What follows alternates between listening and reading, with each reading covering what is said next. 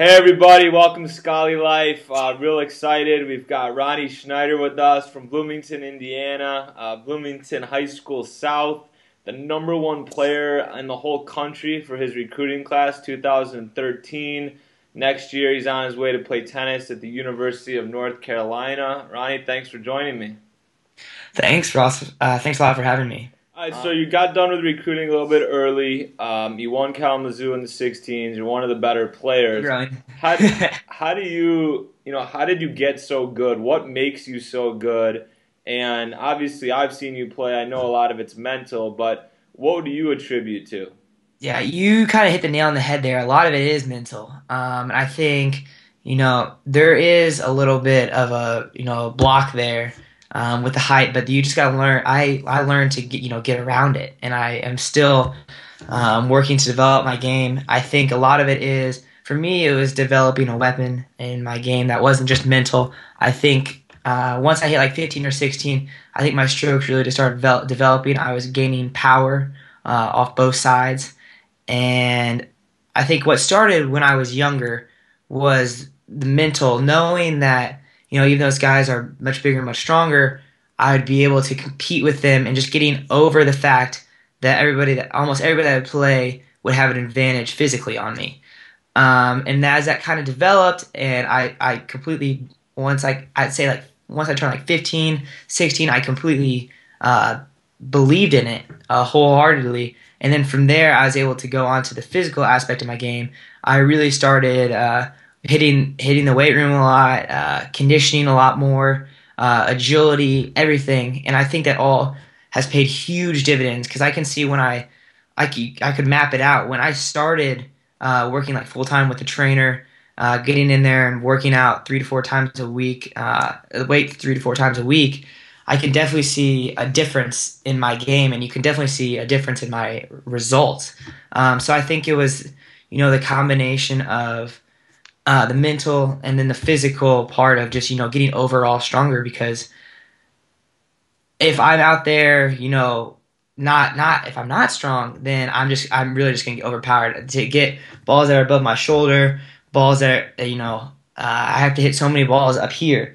And if I'm not strong enough to do it, there's no way I can compete with the guys at the highest national and international levels. Okay, now talk a little bit about the physical training and kind of the life of a #1 player in the country. What kind of dedication, if there's a kid out there that says, you know what, I'm a little guy, I want to be #1 in the country, I want to get a scholarship to North Carolina, what's the dedication? What's the training? How many hours a day are you putting into it? You're Yeah, also a I, great I student. think a more accurate description of what I do would be during the times where I'm outdoors, and there's like 2 or 3 months of the year that I'm indoors full time. But I would say, for the most part, I get out of school. I have worked out with my school that I get out at, it's like 12:30 or 1. And I'm actually graduating here in less than 2 weeks, so I have like 6 or 7 days of school left, Nice, congrats. which is nice. But really, it is, I get out and then I start hitting on like 1:30. It's usually like 1:30 to 4:30 ish. hmm I'd say an average of like 3 to 4 hours would be how much I go. Okay. And then I'd say most days there's another hour and a half of like weights and conditioning, and some I'd say like 1 or 2 mornings a week I get up really early and I do agility inside with my dad. My dad actually runs it. But I would say the most of the training is 3 to 4 hours of intense training. It's not hit for 10 minutes and then sit around for five. It's intense the whole time. I'm always working on something. And then from there, most of the days that I'm in Bloomington and not going up to visit my coach Brian, there's weights You're afterwards. #1 in the country.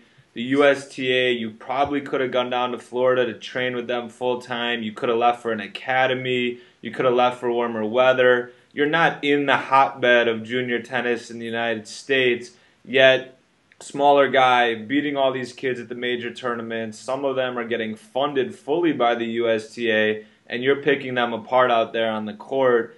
Did you ever think about moving, and do you feel like having a consistent coach and someone that you trust that's been with you all along, do you feel like, that's what got you to where you are? I think the key word that you said there was trust, and there's something with Brian. I've been with Brian since I was, I think, 10 or 9, something right around there. I think that's developed over the years, and I give complete trust in Brian with my game. I handed my game over to him and said, "Here, what do I need to do? You just take it from here. It's all you from here." And I think that I couldn't. The idea of an academy was brought up to me by my parents, and I think even Brian, just to see. And I thought, in my mind, I never really wanted to do it for other reasons than probably what you would like a tennis player would think. I enjoyed going to school every day when I was in town. When I hit high school, I enjoyed going to my public high school. I enjoyed the friends that I had, and I felt like the way I could work it, I could get good enough training, just as good of training for me personally in there versus going to an academy or versus academy or even USTA. I've gone to USTA a couple times for like week-long periods, and that's good enough for me. I enjoy going down there. I enjoy the coaches. I enjoy playing all the guys that are down there. But I have complete trust and faith in Brian and how he works and how his system is, and he's developing people, and you can see it. And I think this is the first.